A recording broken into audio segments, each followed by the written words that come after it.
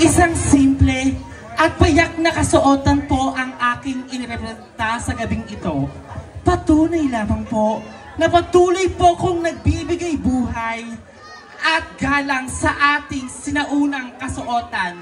Ngunit sa pagkakataon pong ito, tinatawag po itong modernong kasuotan o tinatawag na Filipiniana na mas kilala kung tawagin nating Maria Clara.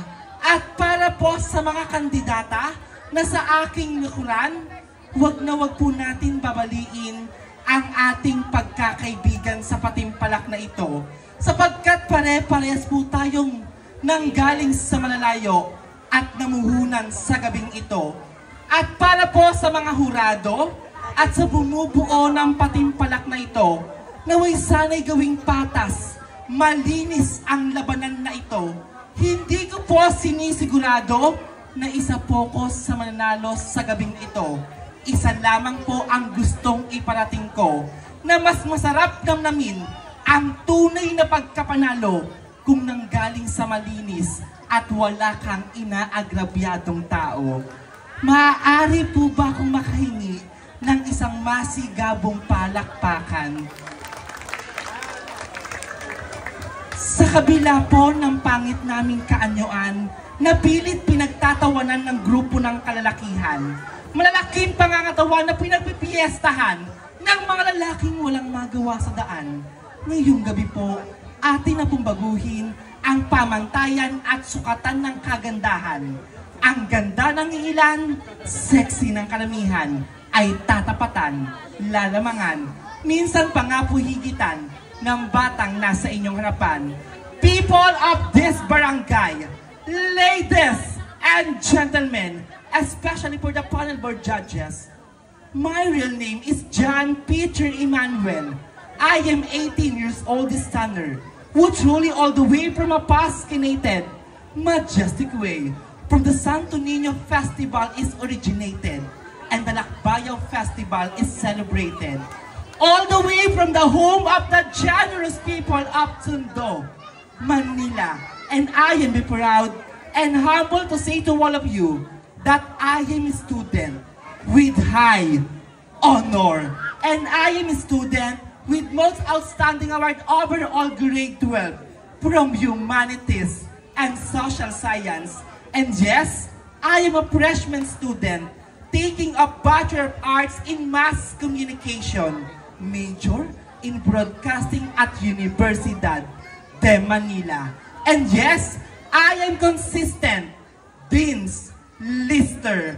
But tonight, since this is a pageant, please do allow me to stand by the name, one of the most gorgeous faces in industry, one of the most gorgeous body in our country, the one and only, ang unang tumibok at nagpaiyak sa pusong pihikan ni Mr. Joshua Garcia.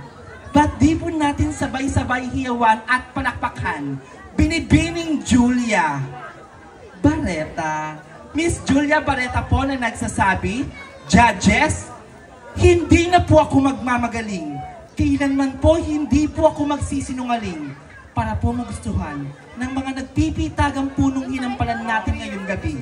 Hayaan niyo pong ipakita ko kung sino at ano ako.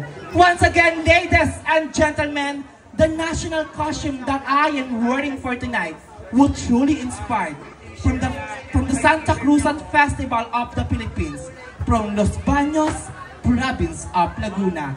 Maraming salamat po. Enjoy the rest of the night.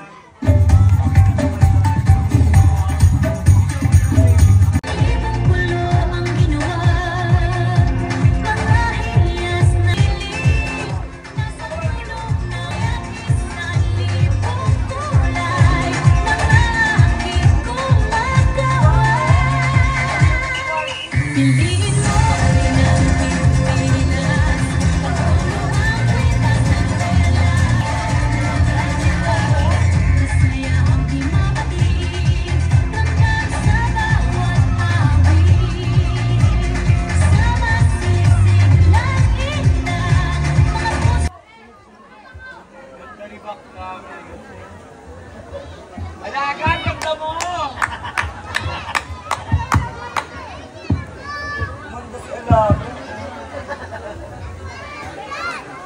Bossing! Kamusta ang buhay-buhay? Lugar na kung saan wala ka pa man ding ginagawa, puro issue ka na. San namakmak ang mga taong Krismosa? Saan ka na? Barangay San Jose, District 1! Ang tanga na nyo, proud pa kayo. Si candidate number 1 ay Mongoloid. Si candidate number 3 ay Sintu-Sintu. Si candidate number 9 ay... Ikaw na dito. Emelan. Ako naman po ay Ngongo. Welcome to Miss May Kapansanan. By the way, my name is Miyuki, Kaneki, Anabiki, Sakuragi, Amagoki, Adukin, all the way from the land of USA, United Squatters Area. Hindi naman po ako napanood sa Miss Q&A ng It Showtime at sa Sapo Serena ng It Bulaga. Mapapanood nyo naman po ako sa Channel 23, Animal Planet. Sabay-sabay po ninyong palakpakan at siyawan. Ako po ang nag-iisang babaeng nakipaghiwalay kay Jack Roberto. Ang babaeng magmula sa langit, bumagsak sa lupa, nauna muka, kaya may biyak sa bunganga. Your one and only binibining Barbie. Barbie Ngot Cortesa, na nag-iiwan po sa inyo ng isang kataga. Hindi lahat ng naka-face mask ay puyot. Yung iba, kagaya ko, bingot. Sabi ni candidate number 8, siya daw ay summa cum laude. Sabi naman ni candidate number 10, siya daw po ay Dean's Lister. Paalala lang sa inyong dalawa, ang sinalihan nyo ay Miss Gay Pangkalawakan. Hindi ito Miss Gay Graduation. Once again, I am your candidate number 11. Sa patimpalak na ito, ako lamang po ang kandidatang may diferensya. Ngunit naniniwala po ako na ngayong gabi, kahit ako po ay may kapansanan, ngayong gabi naman, may baklang may kapansanan na kokoronahan dito sa inyong barangay na nasasakupan. Ang aking kasuotan na ibinayak ngayong gabi ay sumasalamin sa lahat na masisipag na magsasaka mula po sa ating bansang Pilipinas, na mula umaga, tanghali at gabi ay nag-aani upang may maipakain sa pamilya. Kaya nananawagan po ako sa Administrasyong Marcos, wala pong personalan. Nasaan na po ang pinangako ng 20 pesos na presyo ng bigas. Maraming salamat po. There you have it. Bago tayo magpatuloy, I would like to say hi and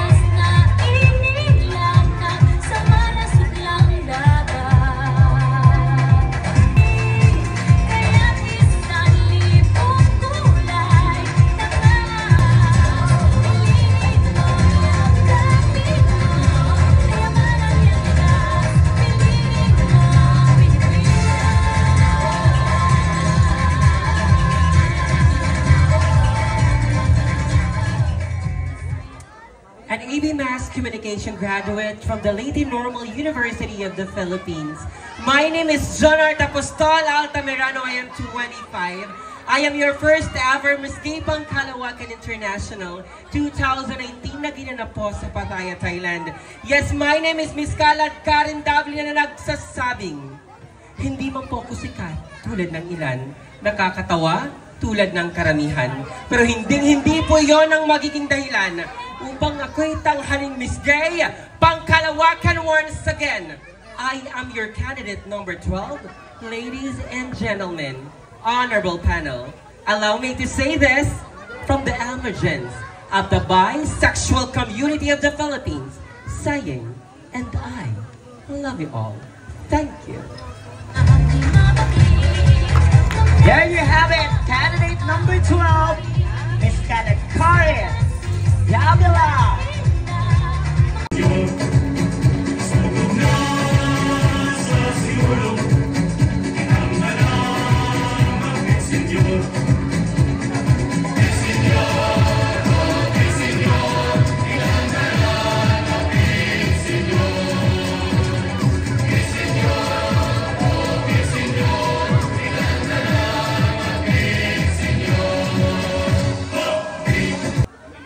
Sa ganitong uri ng patimpalakan, tama na po ang parinigan sa ating katauhan.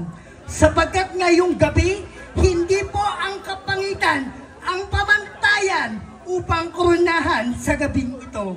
Sapagkat naniniwala po ako na ang lahat ng hurado ay pawang edukado. Respetuhin po natin ang ating sariling pagkatao. Sa kabila po ng aking pangit na kaanyuan, hindi po ako kailangan gumamit ng kabastusang salita upang palakpakan ng karamihan, sapagkat bawat salita magmamarka sa puso't isip ng mga bata. By the way, my name is Sanya Minaj Harris at ako po ang baklang minsan mong napanood sa Kapuso Mo Jessica Soho at Rated K bilang isang baklang pangkaluwakan. At minsan rin pong napanood sa Die Beautiful movie ni Mr. Paulo Ballesteros. At ako rin po ang bakla na binangsagang Miss January Girl ng Miss Q&A It's Showtime Season 1. At ngayong gabi, ako po ang nag-iisang legendary ng Miss K Pangkaluwakan since 2007 until now. Ako po si Binibining Nadine na demonyo lustre na nagsasabi at nagpapaalala sa lahat ng kapwa ko bakla na minsan sa buhay nating mga bading, sa kagustuhan nating maging magaling, nakakalimutan na po natin ang maging mabuti at nagiiwan ng katotohanan ng kataga na kung kasalanan po ang pagiging bakla at pagkakaroon ng pangit na mukha, maaari ho ba kung humingi ng kapatawaran? Pero ngayong gabi, kung ito po ang daan upang ipakita ang talino at talento sa kabila ng aming kapangitan, maaari ho ba kung manlimos ng masigabong palakpakan at hiyawan? My national costume that wearing for tonight from the famous Ati-Atiang Festival of the Philippines, from the Sinulog Festival, Viva Pitseñor Santo Niño from the Cebu City. Mahalin, tangkilikin at ipagmalaki ang sariling atin. Huwag maging dayuhan sa sarili nating bayan. Mabuhay Pilipinas!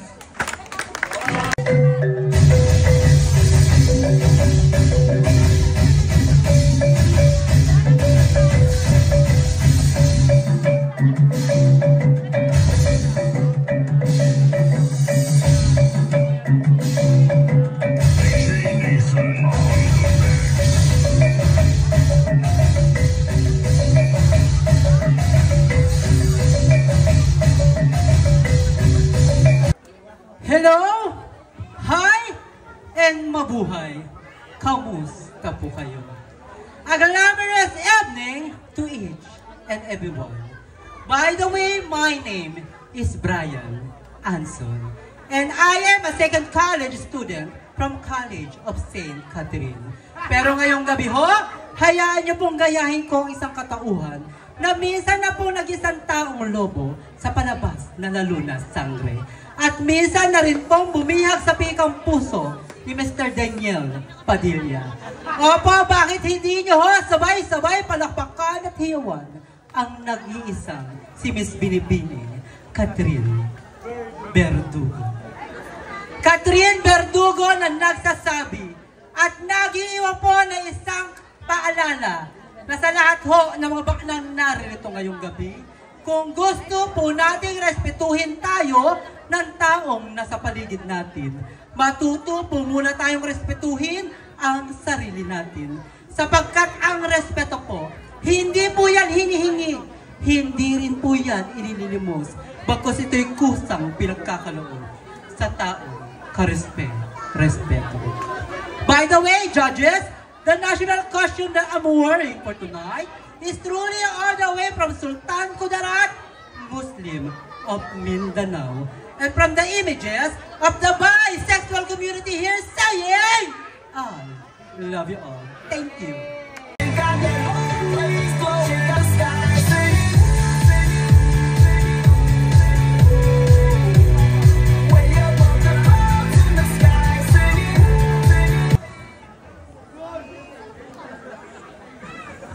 Ang hindi bumulakpak, kamukha ko!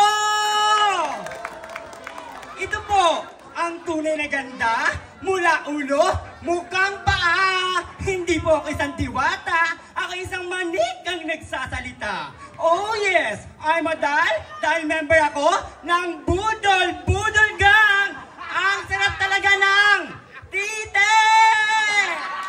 Trabaho, ipon, travel, enjoy! Ako po si Adel Balida Bashera, aka Bea Bunda, ang mananahing kontesera ng Daijong Apparel Incorporation, EPSA Rosario, Cavite. At ako po ang baklang, minsan ang tumuntong sa entablado ng Miss Q&A August 18, 2017, Season 1, at December 13, 2018, Season 2. And I believe that being on the stage is not just a battle to get the crown, to win the title or to have the prize. This is a battle between me, myself, and I to show people the advantage of being who I am. That I'm a person who lives in one body with two personalities and hundreds of responsibilities, not only in my family, friends, in the society, but into this world, because I, as a homosexual, believes that I can reach the top of the world. At naniniwala po ako muli na ang tao mapagkumbaba, katulad ko po, mahaba ang baba. And I thank you.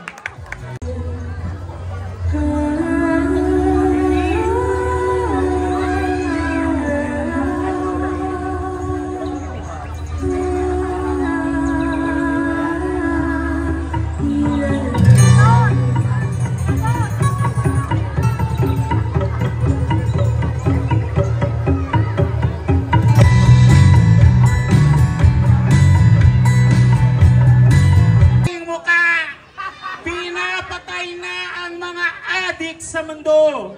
Kaya sa mga kandidatang nasa likod ng entabladong ito, magsisuko na kayo.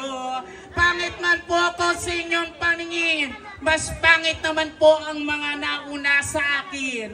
Napakaganda po na entablado nyo ngayong gabi. Sadyang pinapapangit lang po talaga ng mga kandidatang kasali. Asarin nyo na po ang taong lasing. Isama nyo na rin po ang beking nagawan ng booking. Huwag lang sa tomboy na naka-whisper with a whiz. Mula rito sa etabladong ito hanggang sa dulo, maaari po ba akong makarinig na masigabong palakpakan nyo? Maraming salamat po, Miss Gay Pangkalawakan. Mga beking na hindi binayangan na angking kagandahan. Ngunit may angking talento at lawak ng kaisipan na maaaring magamit ng sangkatauhan.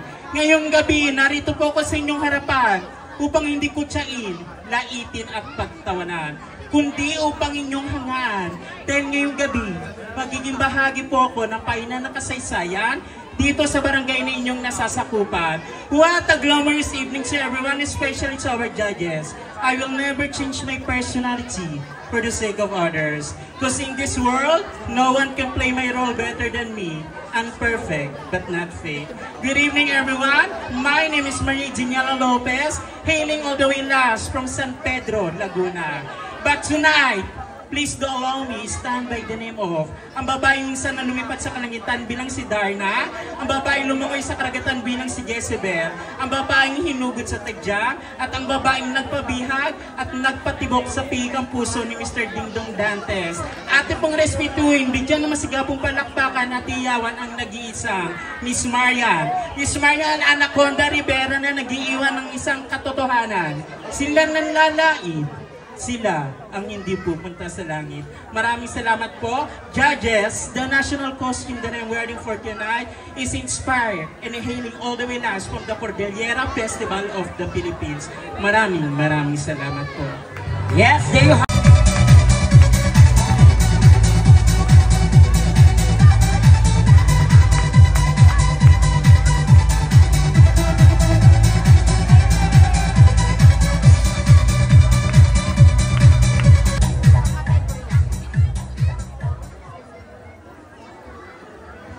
Mga ginigilo ko pong mga hurado at mga manonood, ako po ay nanggaling pa sa lugar ng Capiz, Aklan. Ang nanay ko ay isang mangkukulam at ang tatay ko naman po ay isang mangbabarang. Kaya paalala lamang po sa 1, 2, 3, 4, 5, 6, 7 mga hurado, konting pagkakamali po ay iwasan at gawing patas ang labanan kung ayaw niyo pong lamunin kayo ng aking mga kaibigan na nasa likuran na purong mga aswang. At sa mga tabulators, organizers at hosts na gumawa ng patimpalak na ito, siguraduhin niyo pong ako ang inyong number 1. Kung ayaw niyo pong lapain kayo ng aking mga hunters na nasa likuran na purong mga tikbalang. Joke lamang po, pinapasaya ko lamang po ang inyong gabi. Ang Miss Gay Pangkalawakan ay inilikha, hindi lamang sa katatawanan, bagkus sa aming mga parte ng LGBTQIA+ community na hindi nabiyayaan ng physical na kagandahan. Ngunit ngayong pong gabi, aking patutunayan na kami po ay mayroong lawak ng kaisipan, talino at talento na kayang maipamahagi sa sangkatauhan. Kung kaya't sa mga mamamayan sa barangay na ito, sa mga kabataan na naniniwala na ang aking kapasidad ay hindi lamang sa ganitong larangan o kalakaran, maaari po ba akong malimos ng palakpakan at hiyawan? Good evening, folks. I am Aldrin Gone. I am fresh graduate who took a Bachelor of Arts in Political Science at Universidad de Manila, UDM. A humble scholar and a proud legitimate cum laude. And recently, October 30, 2023, I am newly elected barangay official o isa po ako sa mga kabataang naitala sa larangan ng kasaysayan sa pampulitikang pambarangay. Yes, I am proud to say to all of you that I am your only SK Kagawad candidate tonight na may ikalawang termino, unang puwesto, 5 taon na pong nanunungkulan sa Barangay 80, Zone 7, District 1, Tondo, Maynila. At neto lamang pong Agosto, inyo pong natungayan ang aking tunay na buhay sa dokumentaryong CNN Philippines bilang isang estudyante sa umaga at kontisera sa gabi. Panel Board of Judges, I am not here boasting my achievements, but this will serve as the inspiration for those LGBTQIA+ community across the country that we are not only limited in the beauty salon or in this kind of industry, or we can also penetrate whatever aspect of the society. I am your Binibining Miriam, Defensor Port Santiago, and my national costume that I am wearing for tonight ang isa sa pinaka-prestiyosong ipinagmamalaki ng Dagupan City, probinsya ng Pangasinan. The Bangus Festival, isang pagpupugay sa mga mangingisdang manggagawa na hindi lamang nakikipagsapalaran sa tinatawag nating hukbungan, bagkus nakikipagsapalaran upang kumita at may maitugon-tugunan sa kanilang pangangailangan. Yun lamang po, enjoy the rest of the night. Happy Fiesta! Thank you so much!